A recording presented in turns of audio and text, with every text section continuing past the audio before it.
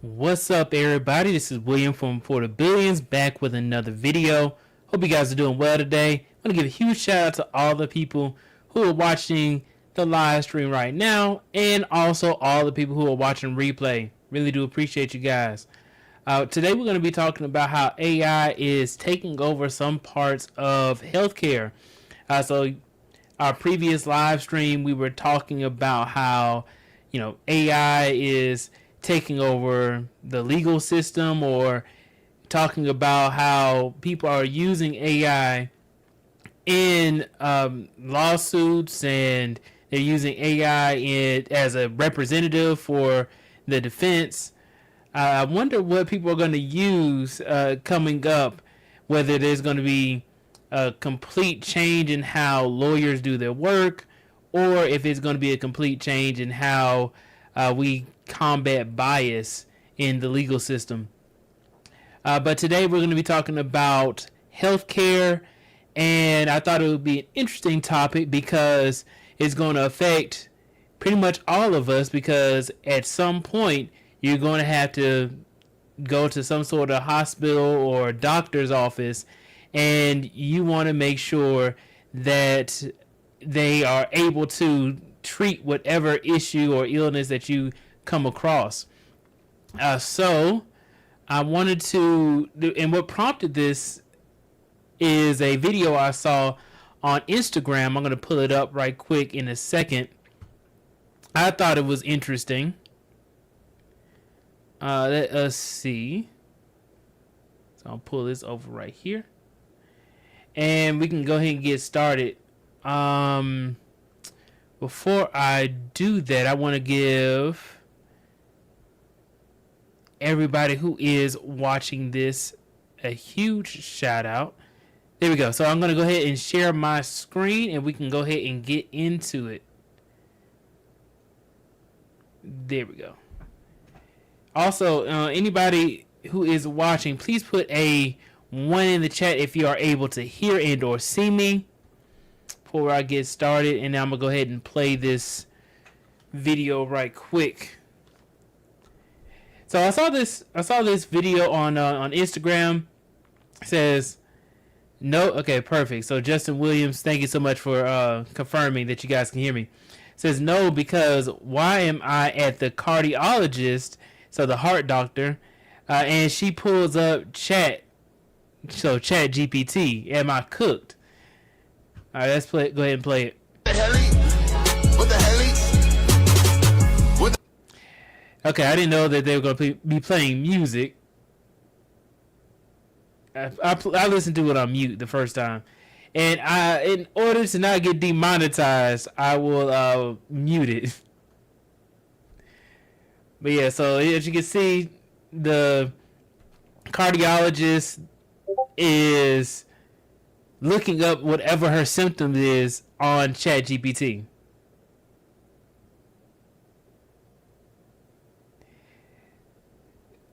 So, and then she said something about AFib. I don't know what AFib is. I've heard of it before, but I don't necessarily know off the top of my head.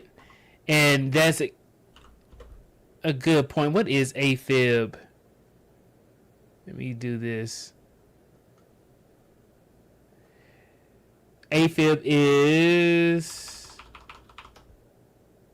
a common heart rhythm disorder. Okay, so something common where the heart beats irregularly. My thing is that if you are going to the doctor and they look up on like a WebMD, a ChatGPT, Gemini, whatever AI platform or whatever resource that they have available to them, I mean, I think that would be a good thing for them to do.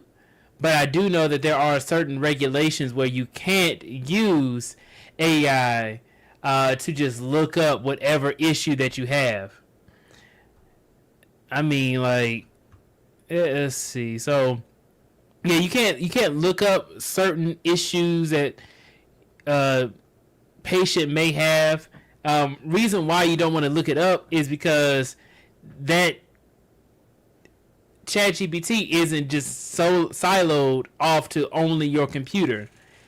A lot of the time it is connected to some sort of database that is pulled with other information from other users, and it is possible for your client's symptoms to be pushed out to another user, right? So they will have some issues with ChatGPT where you'll type in a question and then it will spout out information about another user of ChatGPT, which is something that you don't want to do.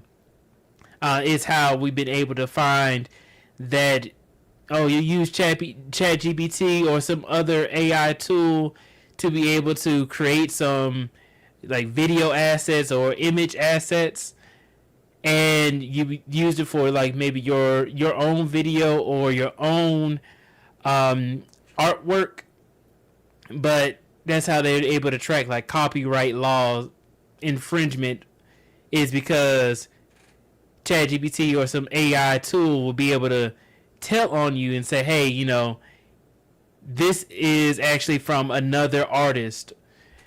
Same thing for here. Like you may type in a certain customer's issue or a client's issue, and then somebody else may be using ChatGPT and it'll say, hey, such and such may also have this problem.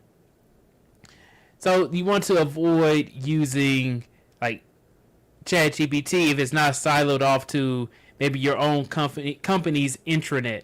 And this is also another reason why you don't want to use like ChatGPT or Copilot or anything like that that is open source to the, not necessarily open source, but you don't want to use ChatGPT regularly that's not siloed off to your own company's intranet, right? So reason why is because you may also put in some information that's relevant to your company, and then that information will be spewed out to another company, or it will lead to what is called company espionage, is what the actual term of it is.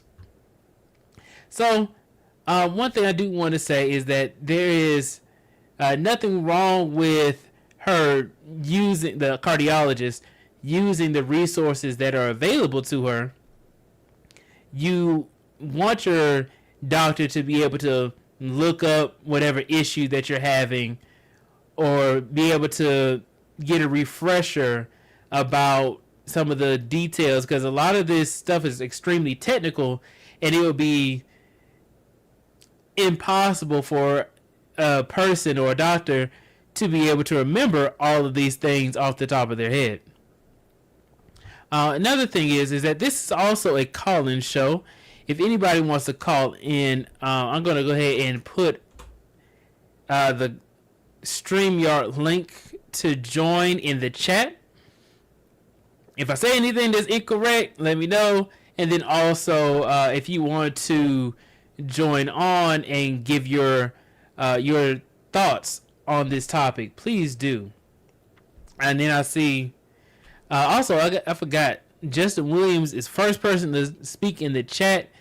You have won the number one spot. Coming for that number one spot. All right, man. Shout out to the number one spot. If you guys don't know what the number one spot is, first person in the chat to speak that I see wins the number one spot, where you just get a highlight saying like, hey, you're the first person to speak in the chat.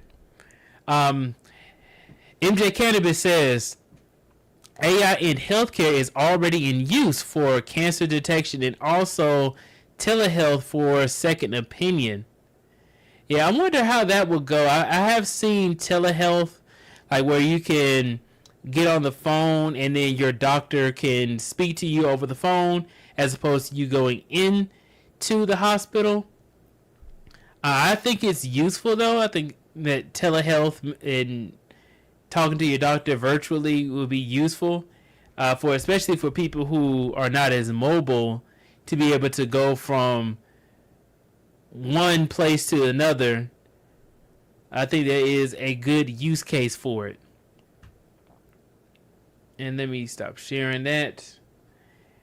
There's another thing I wanted to bring up. I saw this video on TikTok that I thought would be interesting. This is from CNBC. And let me share my screen again.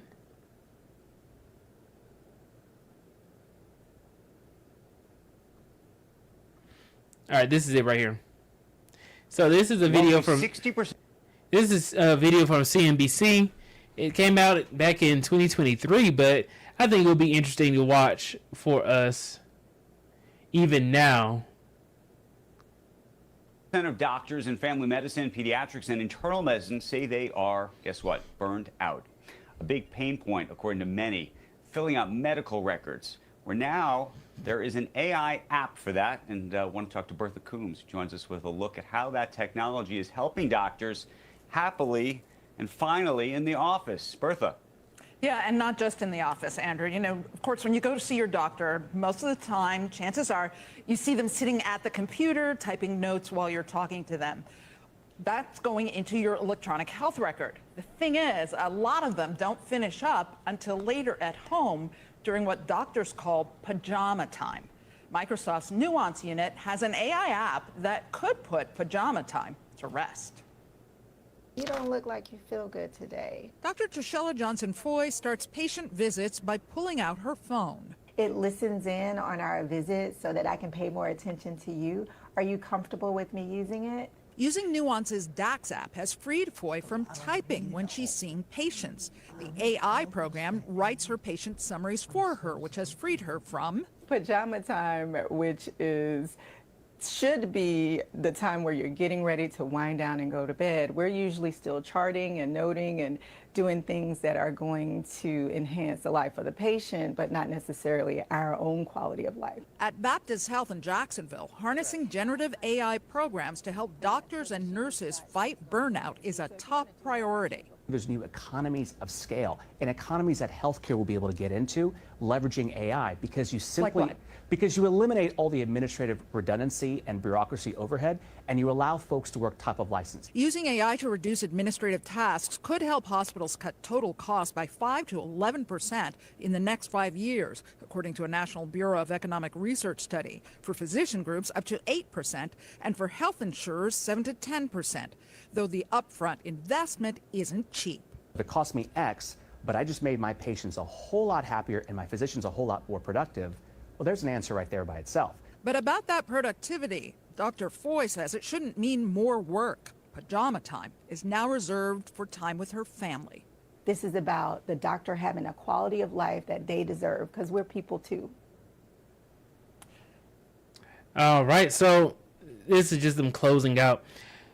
Overall, I think that that's a great idea. I mean, taking notes is going to be used. I mean, the notes that your doctor takes and publishes on the hospital's ledger is going to be used for like your future hospital visits, even if you go somewhere else, right, to different doctors, or it can be used for like a second opinion, like how MJ Cannabis was saying. I think that I think it's a good idea, but like I said, we need to talk about, is this information that you're putting into the AI protected? That's what I wanted to understand. I wonder what the compliance behind this would be. I wish some of our GRC guys would come up here like, hey, this is acceptable for HIPAA regulations, right? So let's see. I see Justin Williams said, why don't they proxy block the website for their organization? But even that is playing a game of whack-a-mole. I know we did that in my old organization. We blocked AI sites, but that didn't stop users from accessing on personal devices. Yeah, exactly. You can just use your own personal device and put in the same information. I think really what it is that it's just so convenient for people to pull up their phones, look up the answer really quickly, as opposed to going through a manual or going through like reports or previous notes I think it's just easier for the doctors to do that, which is why it's so difficult for people's information to be protected. It's actually really hard to do the right thing, and it's really easy to do the wrong thing. That's what I hear from a lot of the cybersecurity guys, is that they put so many roadblocks in place for you to do the right thing as far as protecting people's information and their data and protecting yourself. It's actually really easy to go around or do the wrong thing. Right? Like you got to put in your password several times. You got to use a multi-factor authentication. You know, you got to read through a manual that has information that's not relevant to what you're looking for. So ChatGPT gives you the information right there. Or you can look up and use like a Gemini or Claude or any of the other AI tools or LLMs that can give you answers very quickly. And I know that Gemini can just search the web, and I think that ChatGPT can also search the web as well. But when it first came out, it initially was only trained on information for all the way up to 2022. That may have changed by now. I haven't actually checked, but yeah, man. And then you asked the question of why don't they just proxy or proxy block the websites for the organization? Like how you said, they can just look it up on their own regular device. And it also goes into your IT guys looking into some of like the devices connected to the company's internet. Like if you look up somebody's phone and it's connected to the company internet, you can see every single website that they go to, the traffic that they're incoming and also outputting. And then you can essentially monitor whoever is on the internet. But if you're using your data, you can't do anything with it. All right, so I don't see anybody coming up. But let's see. I don't see anybody coming up, but I do think that this is an interesting topic to discuss. Let me see. I have one more video I thought was pretty funny. Let me pull this over.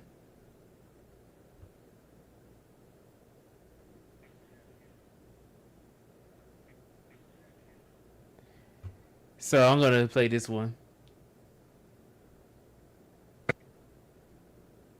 Relax, nephew. Relax. Chill for the next episode. Wait, what's that? Just turn that up.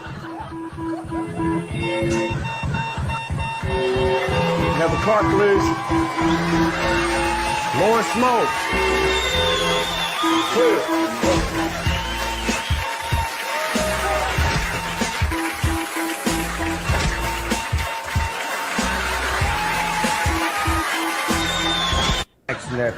Alright, so I've never seen this clip before, but I thought it was pretty funny. They got Snoop Dogg, Dr. Dre, and 50 Cent all playing as doctors. I thought that was pretty funny. This is when the guy who graduated using ChatGPT becomes your doctor. But that also, few things just based off of that caption is very true. It's a very true reality, is that we will have a lot of doctors that graduated college because they use ChatGPT or an LLM to help them study or get even through the tests. And it's something to say about, there's a difference between the studying or passing the test versus actually practicing. And I think that that's actually where you gain the most experience, is actually practicing medicine versus just studying the medicine. Like, yeah, you have to pass through, like whatever the standardized tests are, but then also like getting that hands-on experience is where like Chat GPT is not necessarily gonna always help, right? Like you actually gonna be doing the actions of diagnosing someone's someone's illness, or working with patients. Like those are some things that ChatGPT are not going to help you with. Um, but then also, I'm going to bring this up right quick too. Let me stop sharing my screen. I'm going to look up something right quick because I've been seeing this when we're talking about ChatGPT. I've been seeing a lot of people cheating on their on in interviews.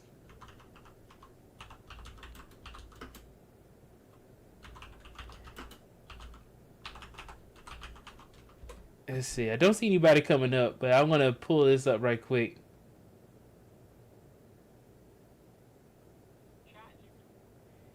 Okay, so here it goes.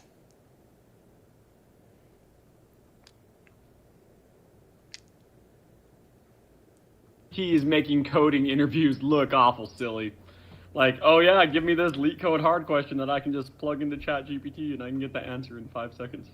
Like, what are we going to do about this? Like, how are coding interviews going to change over the time, right?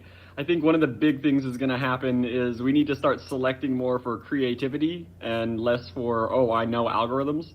So I think coding interviews are going to kind of shift, and they're going to be more critical thinking oriented and design oriented and systems oriented, because I think ChatGPT is going to still take a little while to build like complex systems. So I think in some ways this is going to be a great benefit to senior engineers who already know how to do this stuff. But for junior engineers, it might make it harder to get a foothold in.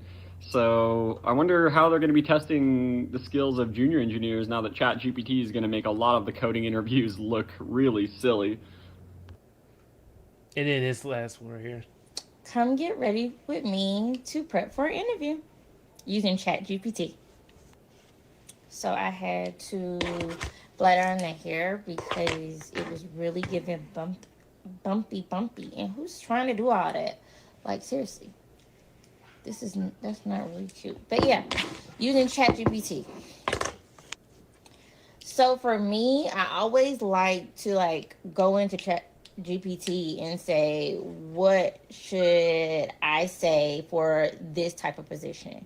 So when you do all that for what should I say, it normally gives you a blurb. And for me, I always use that to my advantage, especially if I'm doing it on Zoom. I'll just put it on a note, and then I'll just have it to the side so I can look at them at the same time. And I also do that with questions I should ask for the job, because you always want to look like that girl. Yes.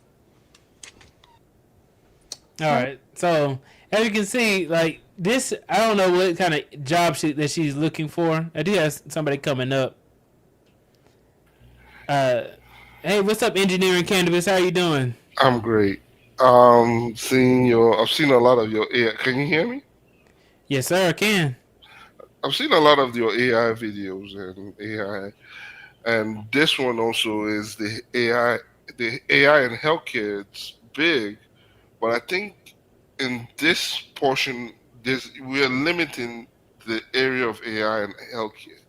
I think just limiting it to Chat GPT is just a small portion of what AI is in the healthcare field. Because AI is broad in the healthcare field. It's huge and expansive. It's used in surgeries, again, it's telehealth. It's used in not only diagnostics, but it's also used in cancer cancer detection. Because right now, the way cancer is being detected using the X-ray and human eye is kind of a little bit flawed. There was a research recently done where an AI system actually detected a cancer a cancer cell before it even fully metastasized into cancer, real cancer that was dangerous. They picked it up earlier than what they could, um, the human eye and X-ray could do. So I think AI, what we're trying to, what people are looking at is We're trying to put AI like ChatGPT, but ChatGPT is just one aspect. Remember, ChatGPT is just a library, a reference library. Just look at it as a reference library of all the information you have. And a doctor who understands diagnostics says, okay, I'm doing this. Is there are there any other diagnostics apart from mine that can explain what this individual has, and then correlates that. So it's just an added help aid in terms of ChatGPT. But AI is expansive. It's expansive in, again, cancer detection, surgery, um, from not only surgery but also look at how basically vaccines are now being produced. Look at how right now you can predict. Now they're predicting how to use cures, how to use protein synthesis, how to predict and basically create more medicines from AI systems. Taking data and then say, okay, how can we cure this, and how can we create basically vaccines and all that. And also on the other side, they've seen AI creating huge, devastating um, research in the area of diseases that can wipe out humanity. So it's the AI is there, but what people are looking at is just the box in terms of ChatGPT. AI has already been in the area of medicine, and it's ever expanding in surgery, in cancer research, in early detection in vaccines, in any other aspect of it. AI is in there. So that limitation of just saying ChatGPT is limiting. It's like 5% of what AI is being utilized if you're using ChatGPT as a reference of AI. It's like 5%. AI is expanding in healthcare, and it's going to continuously expand. Yeah, I'm glad you came up here, Engineer Cannabis, because I remember I saw your comment here where you were talking about how it can be used for cancer detection and also telehealth. Yeah, in Yeah. telehealth system, I worked with the telehealth system to create a telehealth system for individuals. So, for instance, if you want, soon you see this roll out. If you go to a CVS uh, or maybe one of those basically pharmacies, you will see a telehealth system in there. So, for instance, I always give this example when I'm pitching this to people.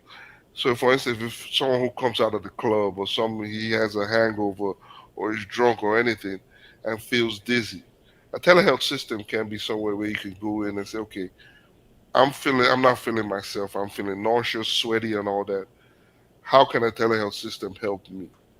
So the individual goes into a telehealth system, and the telehealth system is only equipped with things that can give you a baseline diagnosis, meaning a temperature, your blood pressure, what you can when you go into the hospital, those baseline diagnostics. And when they give it, they say, okay, these are your baseline diagnostics. Is there anything abnormal in there? And then it also asks you to type in or voice in what are the symptoms you're receiving. Oh, I'm sweaty. I'm all that. I'm all that. The goal of the telehealth system is to gather all that data and then take all that data and then make a recommendation. And at the same time, if it's beyond its limitation, it takes all that information and gives it to a doctor. And the doctor looks at it and then gives it some recommendation. Now you have two sets of recommendations. And then we can say, okay, hey, this is serious. You need to go to your nearest emergency. Or hey, you just drunk and you just had a bottle of tequila and you're trying to sweat it out. You need to go sleep. So this is what the telehealth system in the AI realm is. And that's just one aspect of it. And Mhm. now you have to also look at what's going to be utilized in terms of how it's utilized, how modern medicine is going to use AI to deliver in third world countries where you don't have access to good medical care, but you have access to an algorithm that takes information of all medical doctors, and then you can use that in places where they don't, you rarely see a good doctor or something like this. Yeah. So the limitations, we shouldn't just look at AI as a chat GPT. We look at it as something that advances not only healthcare, but also help places where good and adequate healthcare might not be through the telehealth system and all this. So, Engineer Cannabis, let me add on. Let me ask you a question related to that specifically, the telehealth portion. How do you think that countries would monetize something like that, the telehealth systems? Would it be as expensive, or It'd be would it be something that could be available to people in other countries if you wanted to get access to healthcare in Canada from the United States, as an example? so it for other it's going to be inexpensive even for here. Let's make it like a subscription based system, like a Netflix. If you instead of going to so if I go for instance, if you go to an urgent care or anything, they charge you like 200, 300, probably 400 just for a visit. Or you Jeez. go to an emergency room, you know you will get a lot of money just by going to emergency. So why not get you a subscription into a telehealth system, like a $25 or $50 a month? Say, hey, if you want to see a doctor or a telehealth system, you have access to medical aid or medical facility immediately. You don't need to wait in line. You don't need to wait hours. You can see a telehealth system based on your subscription. Basically, a triple A for healthcare. Yeah, I love AAA. Triple A for healthcare. So you need help. A telehealth system is there to assist you. You don't. You might not see a doctor, but you will see an AI system that gathers all your information, and then makes a judgment and say, okay, is this beyond my realm right now? If it is, I need to consult a doctor. And then you have two opinions. If it's not, I can recommend this is what you need to do. This is what it do, based on again. This is, and the more information we gather, the more it gets better. So the more it treats individuals, the more recommendation it makes, the more it gets better. And at that point, now it's like, okay, if now it's basically like a nurse or someone who can assist. If it's so serious, it's beyond the realm of the AI's comprehension, it then transmits it into a doctor. And the doctor then says, okay, what information have you collected so I can make that diagnosis? And I can maybe even get further information by talking to the individual. But it's going to be a subscription based system where I say $100 a month, where you have access to medical care, top medical care, even though it's an AI based system.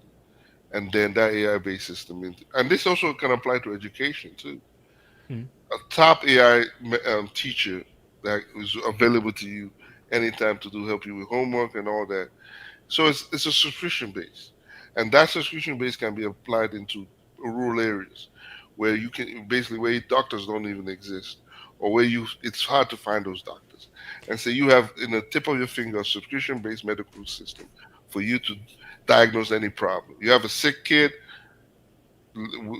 go to a telehealth system. You don't need to rush into the emergency if it's beyond that, and then go from there. And that's the best model that's going to be out there. Do you think it would be difficult for us to adopt something like that? Will it be difficult? I don't think so. We adopted AAA. We adopted different things. It's accessibility. The goal is to have accessibility. I think the goal is to build trust and have accessibility. If we can have a telehealth system in every corner, in every city where, hey, I'm not feeling good, instead of an advertising, instead of running into the emergency and waiting 3-4 hours, quick accessibility, 10 minutes, self-diagnose yourself, self-diagnose. If it's beyond the limits, we can even call an ambulance for you, and we can even check in for you before you even go into the hospital. Yeah, that'd be perfect. Say, hey, it's beyond our limits. This is a GPS. This is the nearest hospital. Do you need an ambulance? If not, this is the nearest hospital. Can we check in for you before you even get there? We check in for you. You go in. We even give them all the information we just gathered. We even give them to them before you even go in. So as you hit in the hospital, they already know you're arriving. They already know they already processed you. You don't even need to wait. You're going in. That's so. Engineer Cannabis, so it's two things that stood out to me from what you just said. The first one being trust, that people have to build trust in the AI system, in telehealth system. But then also another thing that's pointed out to me was here's the nearest hospital, but then there's also a bias on which hospital that you want to go to. Okay. So Like I remember, like sometimes you can be by the nearest hospital, but then if the hospital is terrible, you're like, okay, let me go. Like in So Atlanta, we have Grady, so or yeah, so why not do that same thing? Hey, nearest hospital, it has a 5-star rating. They expedite you. The best doctors in this hospital. Or you want to go this farther around. Again, it gives you all the information you need in the tip of your finger. It gives you the best doctors, where you can find the best hospital for you. It gives you all the information, and you make the choice. This hospital it's nearest to me, or I prefer to go to this hospital because it has the best doctors in there. So it's all the information given to you, so that you can make the best choice for yourself, and then we can help you expedite that.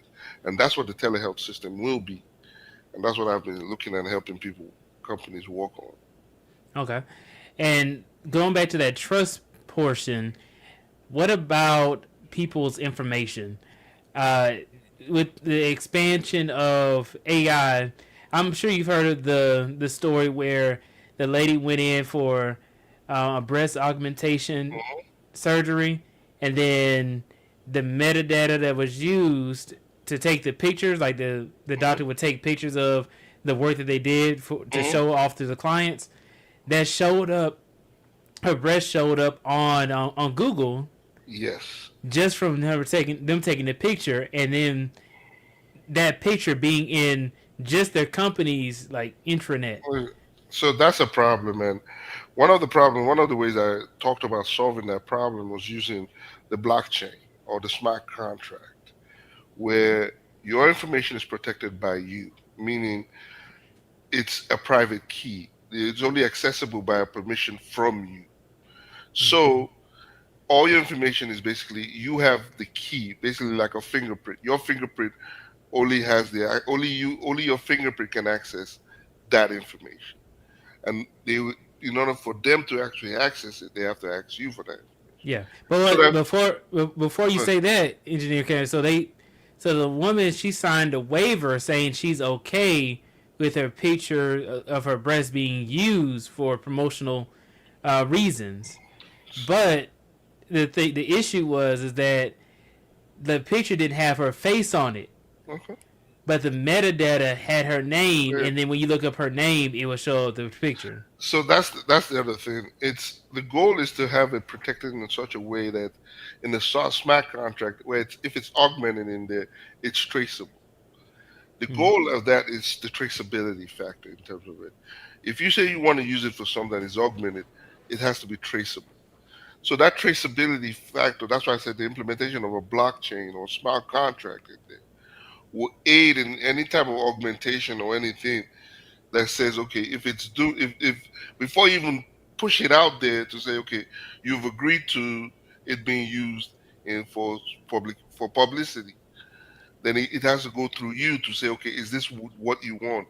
Is this where you go? So before they even get the pictures, it has to go through you first. If it's augmented, if it's done, and it has to go through you. She has to see it and say, okay, this is what I want. My name is not showing. Okay, good. She has to go. So the goal is to have that smart contract in there, where you control that data. You control how it's used. You control what's being utilized. You control every aspect of it. Okay. Not the doctor, not you control it. So that smart contract, that blockchain that has that accessibility where you control how that data is. If it's used beyond that, you will have the first notice. You will notice anything. But because they just said, hey, you're allowed to use it, then they utilize it, but it didn't come to her first to say, okay, is this the way you wanted it to be used? It didn't go to her first. But if they have to go to her first before it's even utilized. So that blockchain, that smart contract will aid in that. So that will build that trust in there. Say, okay, hey, your data would never be used unless you have that trust, unless you put that fingerprint, unless you say it's, and everything has to go. And then there's also the lawsuits. So if anything is being utilized before you even use, that smart contract can see that traceability and say, okay, hey, this was used illegally. Now you have that information to sue. And now if you can sue and you have information, and you can have that information and give it to a lawyer immediately, and soon hospitals will be careful before they even utilize that, because now you have the information, you have the power of information, and you have the ownership of information. So that's what the telehealth system is, and that's what I was looking at helping design, is that ownership system. You own it, so you trust it. So that ownership, if you say you own your data, you own your business, now you can trust that system. So you build the trust by giving patients their ownership of their data. So if you say you own the system, you own the data, you own everything, nobody has access to it. You're building that trust in there. So Okay. that's how trust is built in there. And those are design systems I'm looking at helping to design in that system. So, and what about these large companies like a Google, as an example, that say they may get a hold of their image, right, So, and put it up on Google search. so if you look at right now, and that's the messed up part about AI right now, is if you look at states right now, they're trying to eliminate laws associated with how big companies harvest data. And that's where the problem is. Because in, if you look at most, and that's the messed up part, if you look at most of, I watch C-SPAN, especially when topics around AI law and AI, I watch it. If you look at people who are in there, there's a lot of, there's not a lot, the expertise are limited in terms of the people in the law side, in terms of people in Congress and all that. People in the lobbying side have more people and they're using that advantage to basically lobby against people owning their data. So Google will own your data because the laws in books right now allows Google, allows Amazon, allows everybody to own your data, and that's the law. Unless now states and federal government says, hey, the ownership of each individual owns their data. But right now, that's not what's happening. The law is against every individual right now. The laws are for Google, for Amazon, for everybody else. The laws are not for us. Let's keep it real. There are no laws in the books that says Google can't harvest your data. Your data is now big money, it's big oil, so they Mm-hmm. do it. So AI, they no right now they're trying to eliminate more of those laws. Last year, every state was trying to bring. There were states that were trying to bring 150 laws, but those laws didn't go anywhere because lobbyists from all these big are eliminating those laws. So there are no laws for you right now. The Mm-hmm. federal government don't are not looking. They're looking to eliminate those laws. There is. Yeah. So So, and when you say the lobbyists, you're talking about like they're bringing these big companies are bringing up a lot of money. money to lobby and saying you're not Yeah. bringing laws to because again, data is oil. Do you know what I can do with a human being's data? I can predict anything. I can. Do you know, like for instance, the insurance game Mm-hmm. for in order for Florida and all that. Do you know there are people that predict how the housing market is going to be in Florida because they have weather forecast when a huge tornado is going to hit, and they say we're going to pull out of there because we know in the next 6 7 months a huge disaster is going to hit there based on weather patterns and all that. And they say, okay, that's either a risky part or we just going to wait when it gets devastated. We're going to get there and get the properties on the cheap.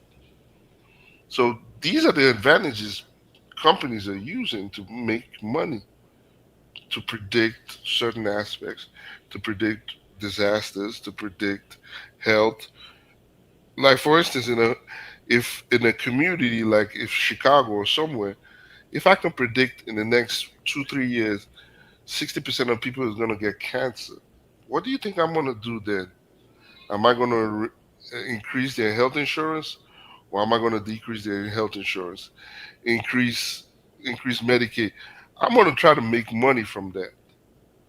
And Mm-hmm. that's what people are doing.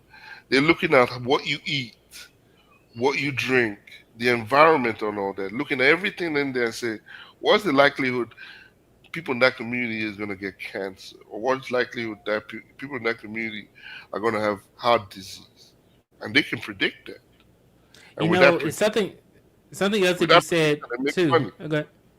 With those predictions, most of these companies make money increase your health Yep. insurance, deny you insurance for life insurance, or increase it hike. This is what they do with the data, Yeah. and we're not looking at that. Something that you just said about the food that we eat. I saw a video that was talking about this woman. She was living in the United States, and she gained a lot of weight, and then she moved to Africa. I think she moved to Ghana, Hmm. and she was able to lose a lot of the weight that she gained by living in the United States. And they said when you live here in the U.S. that the food you have to kind of go through hoops, or you got to go out your way to be able to lose weight. But in Africa, you can eat some great food and you can still lose weight. Yeah. So I'm going to give you an instance right now. I'm going to tell you how to predict how a community, the age limit of a community is not going to be past 58 or 59 based on certain factors. So maybe a community, look at the grocery stores. What kind of grocery stores do you have there? They're not Publix, they're not healthy stores, they're Walmart. They're chain. You can see the grocery stores. If the grocery stores don't serve fresh foods and all that, that's an X mark. What kind of hospitals do they have there? They don't have good hospitals. They have urgent care. That's a problem in there. They have a lot of liquor stores. They have a lot of fast food stores. That's a problem in there. Do they have schools in there? So all that data is used to say, okay, what's going to be the likelihood of those individuals in there to live past 58, 59? More likely not. I'm using all that data to predict your likelihood of your living, or the likelihood of you getting a heart disease in there is going to be high because, one, I'm looking at the food around you. I'm looking at the accessibility of the fast food around you. I'm also looking at the jobs around you. I look at all the jobs and say, okay, what kind of Yeah. jobs are around there? So with all that data, do you think I can predict? I can tell you how to predict it. I can do a classification algorithm right now and tell you the prediction in 2 minutes. And that's what I do. So do you think these people are not doing it to y'all? And they have a lot of time and a lot of And they have a money lot of to do time and it. a lot of data. Do you Yeah. think I know how to do this? And I collect data, I play with data. And I said, this is what they used to predict things around everybody. But we are still looking at ChatGPT. ChatGPT is 5%. It's a library. Just understand ChatGPT is a library. What they're using to do things is beyond your every people's comprehension. Nobody's talking about it. I just told you how to use all this to predict your likelihood of survival of heart disease, diabetes, to predict. Then what do you think people are using? Healthcare providers. What do you think they're doing in there? Say, okay, Yeah. these are we're not going to provide life insurance because we know these people are not going to they're going to die quick, or we're going to provide life insurance till they're 50 and we're going to pull out or increase their premiums, or these are the stuff we're doing. So do Yeah. you think Especially they're like not? term life. Yeah. Yeah. So life insurance, um, health insurance. We're not going to invest in these health insurance because these people are more likely to get sick. So we're not going to give them premium health insurance because this is what they eat. These are the stores they visit. These are the fast food restaurants they see. This is the jobs they have. What do you think they're using that data to do? This is what AI does. This is not what everybody's looking at is Chat GPT. What really AI does is beyond what I'm looking at, what I see, it's is something else. But hey, Yeah. everybody's still And looking at Chat GPT, but what I've seen, it's beyond what I'm seeing.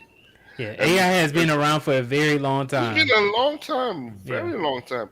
It's now it's now speedy to make decisions. If I want to invest, if I'm an individual who wants to invest in the community, I just need to look at the data set up and say, okay, what is the best business I need to invest in this place? Yep. And look at all the data sets and say, okay, this community is going to kill itself. Let me just invest more liquor in here and just put in there. Or you might say, okay, let me invest fresh food in there. But that's just an experiment, and that might not work because if you put in fresh food in there, is it more likely gonna everybody's gonna go through it, or are they accustomed to all these bad foods that they're not accustomed to this good stuff? So Hmm. it's data is that powerful, but nobody's telling you. Everybody's looking at ChatGPT, but I'm telling you how powerful data is. it makes decisions so accurately by looking at what's around. And that's the power of AI. AI is not ChatGPT. ChatGPT is a library. The power of AI is making predictions and understanding decisions people make on a daily basis and understand how to make profit from those decisions. That's Yep. the most powerful thing in AI. Now, real quick, I have two things to say. First thing, Justin Williams says facts. Check cashing, liquor stores, fast food, etc. Certain things are placed in certain areas as tools of destruction, and that has been true for a very long time because the old saying goes that you know you are in the hood when you see a check cashing place right next to a liquor store, right next to like a jewelry shop or something. Like you always can tell when you are in the hood when they see these certain things, like a whole bunch of fast food restaurants. Like they don't have any because they have the upper level restaurants. They have the I forgot what the exact name for it, but it is not as quality as like a restaurant, Yeah, but not as bad as a fast food restaurant. It's like right in the middle. Something like a Chipotle would be like an example. and I'm going to show you another messed up part of it. So you have all those cash for all those places. Now the Yeah. question is, are there schools around there? If there are schools around there, what is the graduation rate of those individual students going into school? And what are the rates of those students that are surrounded by those things? Are the rates of them going to college? Yep. Or If going to you look, jail. or going to jail, are they? People are using that data to make decisions on everybody else, but we're not looking at that data and saying, okay, Yep. are those things influencing graduation rates? Are those environments influencing students going into college? Are those things influencing education? Is there a correlation to all those places to the funding they get from businesses? Nobody's asking those questions. Everybody's more, again, this is the power of AI and data.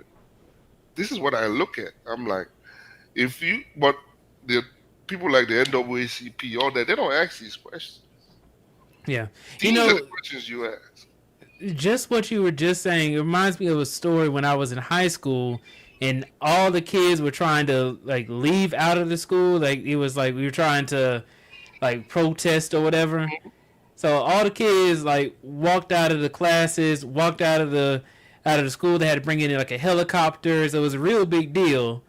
And they all were leaving to go protest, to go walk down the street to go to McDonald's. And I was saying like, so McDonald's. everybody, that was the protest. Is everybody gonna leave the classroom to go to McDonald's to go hang out? So the question is, the more affluent kids, do they go to McDonald's or do they go somewhere else, like the mall? They just Or stayed. They oh, stayed. They stayed. they Yeah, stay they in stayed in class. their class. So All that's the right. question. There's you if you start asking the questions, and that's the thing. The goal for we should start using the AI to say this. If you start bringing out data and showing AI, say this is what's going on in our community with data, people will listen. Saying this is the graduation rate with people who are staying near guns, all that. This is the graduation and this is the college rate. These are the people. This is the rate of poverty. These are the people that buy houses. You start showing that data and correlation, people will start listening. But we're not focused on that. We focus on ChatGPT. But ChatGPT again is 5% of AI. It's a library. ChatGPT, everything else is just a library. People can do a search tool in it and get the answer. That's it. Yeah. What AI is being used for is to make decisions for everyday people. Your banking, your mortgage, your health care, your insurance. These are the part that nobody's talking about, but we are so focused on Brock and AI, ChatGPT. I'm like, nah, that's bullshit. Excuse my language, but that's BS. Yeah. The most important parts are not being told. You know, when you say that too, there's two things. One thing you can also look at the amount of apartments there are compared to houses in the area to be able to see an issue with like how the economy in that specific market is going to go. Gonna grow. And then second thing is that like when they're using this AI, they have to be able to store a lot of that data Mm-hmm. in all those like computers Mm-hmm. in specific areas, like a data center, Yeah. and those data centers are being built up in areas Oh, yeah. that are people who are usually poor. So if you want to even know them, if you really want to go deep, start looking at IRS records of individuals with the pay around that area, and Hmm. correlate it to those check cashing places, all that, and ask the question: are these individuals within a certain tax bracket? And those tax bracket, do they ever leave that? Over 10, 15 years, do those tax brackets ever go up, or are they stagnant? If you start asking these kind of questions in terms of data and start showing them and say, hey, this is messed up, what's going on? But nobody's asking it. Again, we're being fed that AI is going to take care of your jobs, but we're not asking the question, what can we utilize this AI to do? We talk Yeah. of people, black women being in the hospital dying of maternity, but can we use that AI system to track that healthcare system, to see improve that system, create a recommendation system saying, hey, in this hospital we've seen this much death in maternity rates and this much death in maternity rate of black women. You want to go here or you want to go there? Can you Right. design a measurement? Can we do something to improve our system with this AI rather than say, okay, hey, and another thing is there are no black people that understand this much more. I've looked at again. I watched C-SPAN on Mhm. AI regulations. I don't see any black folk in there. Yeah, I will say this though, including you, I have met other, black people who understand AI very efficiently, right? Like subject matter experts in Mhm. AI, but they work at Microsoft. Like I met, Yeah, whenever I go no, to Microsoft, they know a lot we, about AI. yeah, we get paid a lot. We don't. At one point, we're like, yeah, I'm not coming to YouTube to do all that. I'm gonna again. They get paid. AI is a career field that gets 200, 300, $400,000. Understanding how it works, how the large language models, understanding predictive analysis, understanding all that, you get paid a lot Hmm. to the point that, but we're not being advertised on understanding how that works. We're not being because again, it's mathematical. We're not being advertised to say, hey, they're building AI policy around this. We need to understand the back end of this. We need to understand how this works. We need to understand what if today a bank comes in and says, hey, we made a mistake. We're not giving loans. Nobody's asking the question, what data did you feed that AI that made that decision to make sure black people are not receiving loans? Did you correct it? How did you correct it? Let me see that data to analyze that data to know the biases in there. Nobody's asking. NAACP didn't ask for that. Why? Hmm. Shouldn't that be the first question you ask? You said it made a mistake. Okay, can I see that data? We have analysts that can analyze that data to know where the problem is. What other solutions have you implemented that make sure this will not happen again? Can you publish that information, or are we just going to accept each time it makes mistake, and you're going to say, okay, if we made a mistake, we're going to give you a reparation, a small loan or housing to make up for that mistake? How many times are you gonna we gonna accept it to the point where you've made a lot of mistakes with this AI system? I want to know what's going on. If Hmm. you can make a mistake in banking system, if that happens in the court system, what's going to happen? You're going to apologize for someone going to jail for 3 years because an AI made a mistake, or do you need to correct that instance and say what data are you using? Where are you collecting this data? Is the data biased? Is your data saying black people are more inclined to commit crime than white people? Can I Yeah. see that data set? That it is always almost always going to be biased. Well, I can't think of an instance where it would No, not be biased, it but will buy, but the goal is to have checks and balances in there to correct those biases or to catch it before it makes it, hmm. to analyze the data before it makes those decisions, to understand that data set you're feeding it. That's what AI is. So I love AI. I understand it. That's my bread and butter. But we don't have enough people in there, and two, the policies being made that we are not involved in. Again, watch C-SPAN. Anytime I watch an AI C-SPAN news on policy, on AI policy, or laws on AI, no black folk is in there. All white, Chinese, and everybody, and we are not in there. And when we talk of spending power, we talk of a lot of spending power, but the policies on AI that's going to redirect those spending power, we're not involved. And involved insurance, healthcare, everything. And this AI is being implemented. That's going to influence everything we do. But we're not involved in that. We're just involved in ChatGPT and how that again, that's a library. What people are using AI for are so methodical and so unique. I sometimes say, wow, this is rough. People are not talking about this. Your health insurance, they raise a premium based on your data sets. Why? Did you ask a question? They raise they raise the premiums in your in your car insurance, not because you had an accident, because they saw a data set that shows that there are more accidents in your zip code. That's why they raised the zip. But we're not talking about that. No, Yep. we're good. Now, engineer Cans, but I do want to bring this up too. Is that I remember I went to Google one day and they had a lot of the people from oh my god, it was one of their customers, and it was a healthcare company, and no, sorry, insurance company. So this insurance company, one of their customers that uses Gemini, they said that they were using is Equifax. I'm sorry, Equifax was the company, but they were not an insurance company, a credit company. Yeah, credit union. Yeah, credit. Yeah, not a credit union, but one of the credit bureaus. Yeah, one of the credit bureaus. And that's messed up. I know there's something. I'll tell you. I'm going to tell you a story about how Yeah, messed up that credit. But let me finish this part real quick because it was interesting because it goes directly with your point.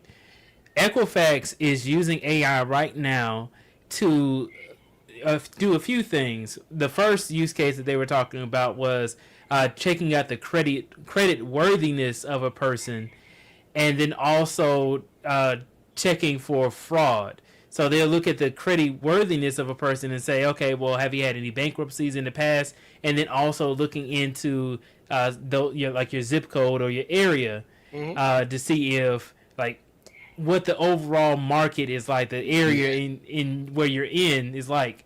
And then also they showed, it was really interesting, they did a presentation of them checking fraud, and what they would do is they look at your credit card transactions and then immediately say, wait a second, why is it that you're going to the grocery store and then buying food multiple times in multiple different areas? That's fraud detection. I designed a system like that for fraud detection. Right.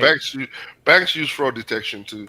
So anytime you when you receive a phone call from an AI system that says, hey, this is an unusual spending from your credit card use.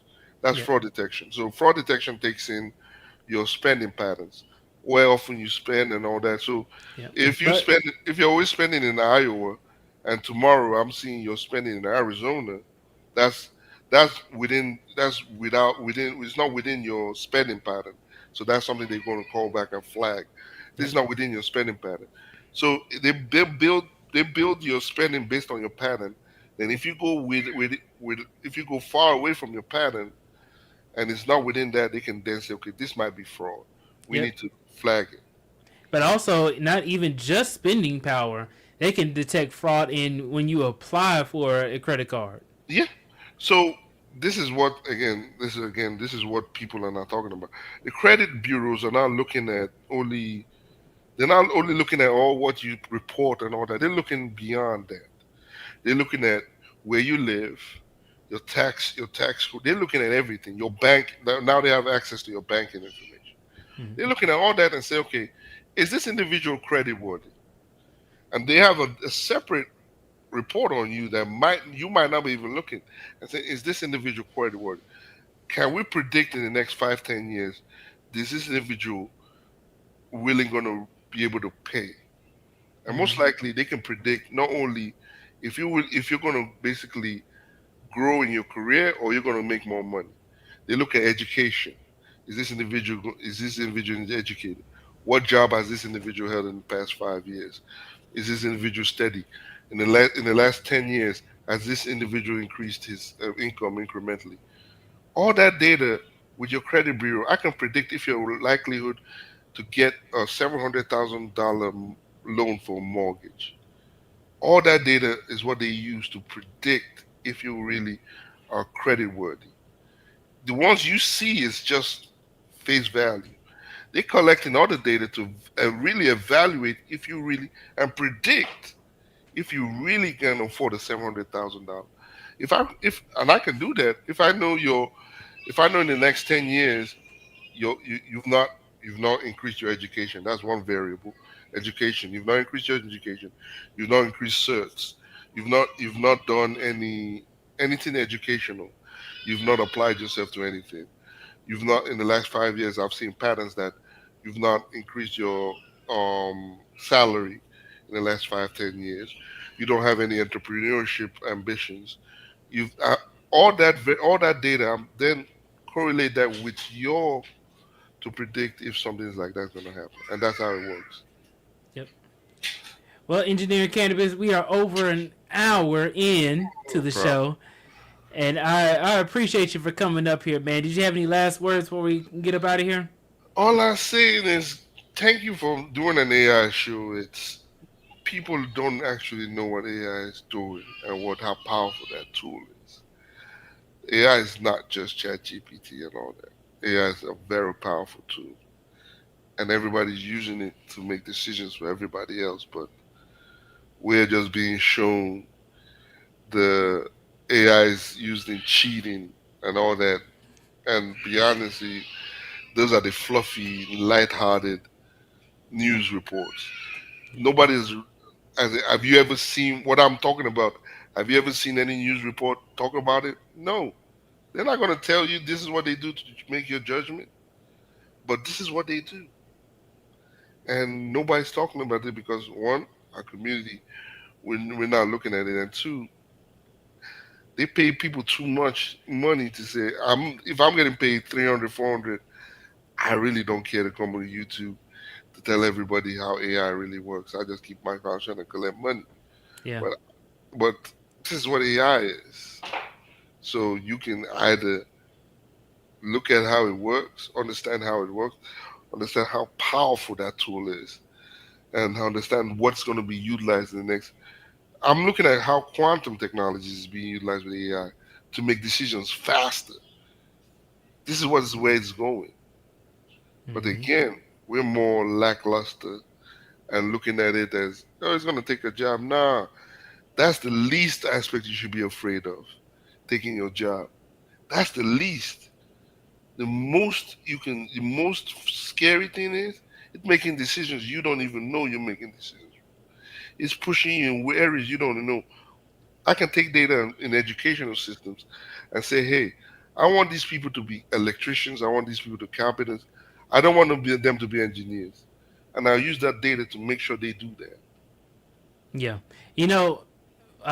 Last thing I'm going to say, though, too, is sometimes you'll notice that because you're in a specific area, things will happen that will yield to you being in a specific profession. Yes. Like the company I work for now, like they recently moved to Atlanta, and then they had a flood of jobs opening up, and I was able to land another job. But it wasn't because I went out my way to go seek them out. It was they were moving here where I already was, and then I was able to get one of the available jobs that was related to what I already do. Yeah. As a data engineer. Yeah. So they do, again, this is what data does. It says, I want to find where I can get the most talent near university, near places. Yeah. Near. Specifically, they right by Georgia Tech. So I'm telling you how powerful data is. But again, we're just looking at the the lighthearted part. We're looking at, oh, it's making decisions in exams. I'm like, the power of AI is beyond exams. What they're using it right now, you have no clue. But again, nobody's talking about it. Then the laws, our people are now in the law, C-SPAN, everything. I'm seeing laws and I'm like, there ain't no black people in this. What's going on? But hey, I'll keep saying it. But again, these are the topics that are not interesting. We'd rather talk of Chris Brown and all that. But hey, AI is not what's feeding your children and making sure your children get educated in a good school, and what may feed your family, and what decisions you think you're making to feed your family is already made before you can even think of it. But it's not. That's not important. Chris Brown and Free Tory Lane is more important than knowing what this is. But hey, I'll just tell you this: you're doing a great job in terms of understanding this. But we need people to really understand how AI policy works, how AI laws work, and how that is driving things we don't even know what's driving. Yeah.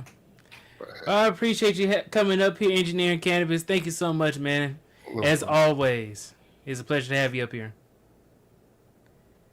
All right. So with that being said, guys, I appreciate you all for tuning in. Shout out to all the people who are watching the live stream right now, and also all the people who are watching the replay. Really do appreciate you guys. I'm glad the Engineering Cannabis came up here as somebody who is well versed in AI, not just ChatGPT, but then also other facets of AI that we may not be talking about or that may not be newsworthy, but is extremely impactful in everybody's everyday life. So I'm glad that he was able to give his insight into this. Shout out to all the people. Thank you also to Justin Williams as well in the chat, and then also Atonements. Appreciate you guys for tuning in. I will see you all in the next video. You could have been anywhere in the world, but you're here with me, and I really do appreciate you.